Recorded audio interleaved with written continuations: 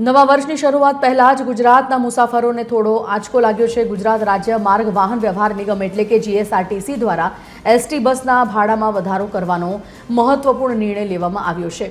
નિગમે મુસાફરી ભાડામાં 3% વધારો જાહેર કર્યો। જો કે રાહતની વાત એ છે કે ટૂંકા અંતરની મુસાફરી કરતા ગ્રામીણ નાગરિકો પર આ વધારાની કોઈ મોટી અસર નહીં થાય। આ નવા દરો 31 ડિસેમ્બર રાતથી જ લાગુ કરી દેવામાં આવ્યા છે। નવા વર્ષ એટલે કે આજથી જ શરૂઆત થતાં જ અમલમાં આવી ગયા છે। નિગમના જણાવ્યા અનુસાર પરિવહન સેવાઓને વધુ આધુનિક અને સુવિધાજનક બનાવવા માટે આ નિર્ણય લેવો અનિવાર્ય હતો। રાજ્યમાં દરરોજ એસટી બસનો લાભ લેતા અંદાજે 27 લાખ મુસાફરોને આ નવું ભાડું અસર કરશે। સંવાદદાતા સલમાન ખાન આ મુદ્દા પર લાઈવ જોડાઈ ગયા છે। સલમાન, જે પ્રકારે જીએસઆરટીસીએ એસટી બસના ભાડામાં વધારો કરવા માટેનો નિર્ણય લીધો છે, આ ભાડા વધારા કેવા સામાન્ય માણસોના બજેટ પર અસર કરશે અને તેની મુસાફરોમાં કેવી અસર દેખાશે? જે પ્રકારે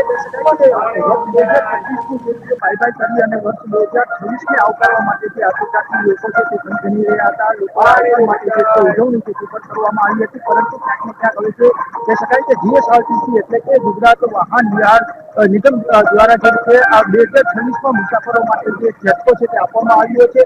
જે રીતે એસટી વિભાગ છે તેઓ દ્વારા જે મુસાફરો માટે જે ભાડામાં 3% વધારો છે તે કરવામાં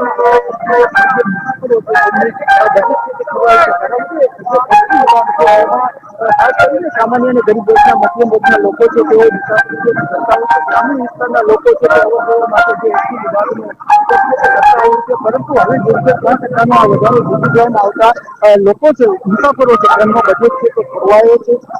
અહીંના જે મુસાફરો છે તેમની પાસે જો વાત કરવાનો પ્રયાસ કરીએ